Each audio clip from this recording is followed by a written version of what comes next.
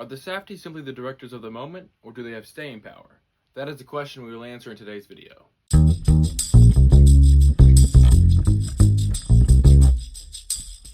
Watching a Safdie film is like eating honey. Nothing else is like it. It's nutritious and it's incredible. The Safdies are some of my favorite directors working today. They did a number of short films and fake documentaries while they were coming up, focusing on raw, unconventional stories. Slowly building their skills and notoriety, they have now reached a place in the public eye their stories would not typically possess. A24 has distributed and financed their last 5 films. Heaven Knows What, Good Time, Uncut Gems, The Smashing Machine, and Marty Supreme.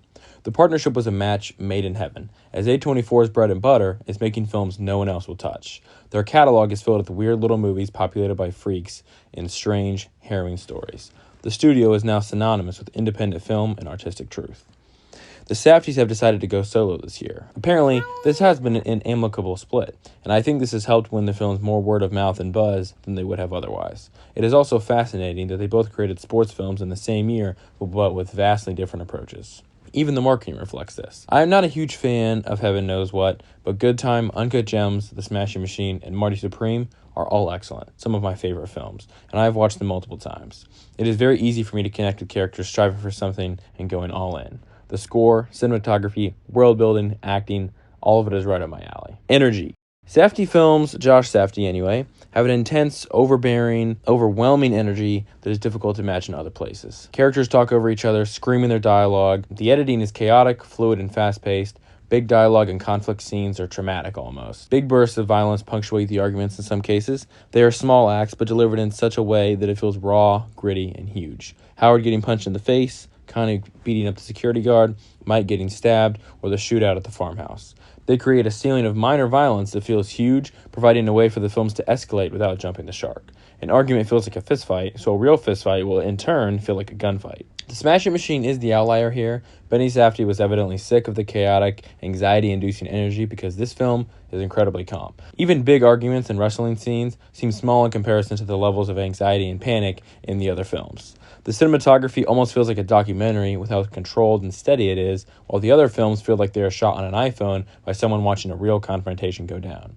The film occasionally loses control, primarily with Mark and Dawn, but even this is handled with a dreamy, hypnotic feel. Dawn's freakout is stylistic, largely played against music and via montage. Mark's fights with Dawn are shot with a calm, steady hand and never feels out of control. Rather, the cinematography lets the emotions throb and sink in. Character. Most Safdie characters are difficult, egotistical, immature, and selfish people. Because you are a character doesn't mean that you have character. Harley, Connie Nikas, Howard Ratner, and Marty Mauser are all people you would probably never willingly associate with. Even Mark Kerr, albeit a real person, is a bit passive-aggressive sometimes, delusional, and emotionally closed off. All of these people are imperfect and dysfunctional, but just charming enough to be compelling and sympathetic. You find yourself wanting Connie to rescue Nick, or Marty to win the final ping pong match. All the characters are reaching for something they do not have, and likely will never get. They are all delusional to an extent, but have an unhealthy obsession with their goal.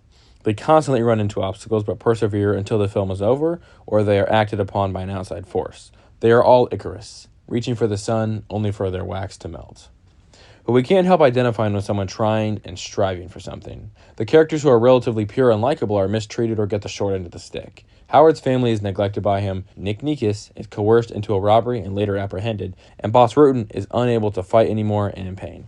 The likable characters just do not possess the steel or lack of morality or drive to make it in the Safdies world because it is a harsh one. Both Howard Ratner and Marty Mauser are salesmen, both literally and figuratively. The former sells jewelry, and the latter sells shoes to pay for a ticket to his next ping pong match. But they are constantly selling themselves more than anything. They are trying to sell the audience on why they should like them.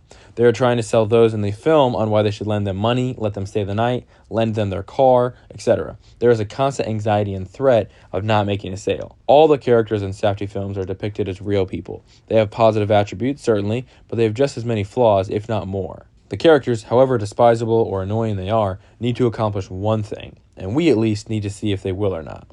The central theme of the characters are reflected in each of the last 3 films. Connie is trying to reunite with Nick so they can have a good time together.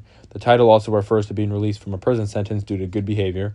Howard is an uncut gem. His worth is there, lurking under an unappealing exterior, and this is made blatantly obvious with the final shot. Ping pong is a metaphor for Marty's life. He gets smacked back and forth by his circumstances incredibly quickly. Even the short film characters are intent on goals. The balloon wants to reunite with the other balloons. The gold man wants to do his thing and be rid of the silver man. Lonely John is trying to connect with others. Everything is character driven. This kind of filmmaking is risky because it hinges on the actor and the character's likability. But if it pays off, it is incredibly memorable and enthralling. The risk is paralleled in everything the characters do. Themes: struggle, pursuit of greatness, winning and losing, relationship health, escaping dismal circumstances. These are all themes in the films. They intertwine with each other sometimes and lead directly into each other and others. The fallout of being so single-minded as to neglect everything else is the central theme of all the films. We watch as the character only pursues one thing and deals with the consequences. Connie and Marty both feel they have a purpose they must fulfill. Howard will do anything to dig himself out of the hole he put himself in. Harley feels she won't be happy without Isla. He is all she has. Mark Kerr is addicted to winning and cannot function without it. All these characters, either from necessity or desire, take it upon themselves to get where they need to go. They do not play the victim or accept any answer, but yes. I am a huge fan of how they cast people who aren't even actors or are not conventionally attractive. Everyone tells a story with their face, and this is vital in films. Every face you do not recognize conveys exactly what the Safdies want. This also lends an added layer of realism to the films. They put characters in front of you and let you be affected by them. Why would you show me something if I couldn't have it then? I am better than you. These are my two favorite lines in all of their films. They both reflect an entitlement all the characters feel, but they also hint at an intense personal view the speaker has of themselves. Do not show any Safdie character their desire if you cannot give it to them.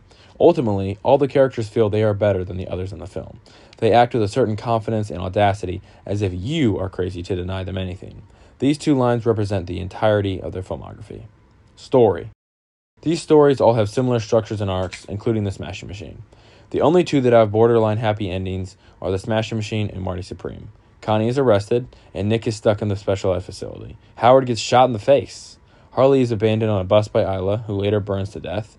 But Mark accepts his loss and learns to adjust, and Marty is brought to tears by his baby after beating Endo. The engaging, exciting pattern of the story is a constant rise and fall. A win for the character fractures off directly into a loss until it escalates too far. This can get repetitive and predictable, and while the acting, score, and cinematography help the film along in these instances, it can be exhausting. The style as well has made people nauseous or given them a panic attack.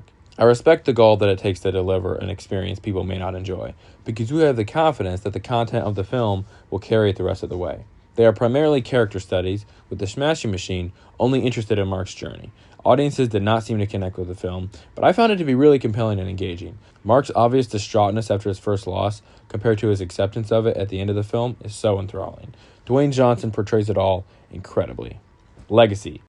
The Safdies are quickly carving out a niche of human, raw, personal stories starring unconventional actors. Heaven Knows What stars largely a cast of unknowns. Good Time was in the midst of Robert Pattinson's indie film renaissance. Uncut Gems kicked off Adam Sandler's modern dramatic role streak. The Smashing Machine is The Rock's recommitment to art films. Marty Supreme has been the eye of the storm in Timothée Chalamet's next career phase. The Safdies see potential in actors that would not be cast in these roles otherwise, but their unorthodox writing and cinematic styles create opportunities and environments for these actors to flex muscles they may not have known they had. They have consistently told stories that are unflinchingly raw, human, and relentless. They bring in first-time or non-actors to tell these stories.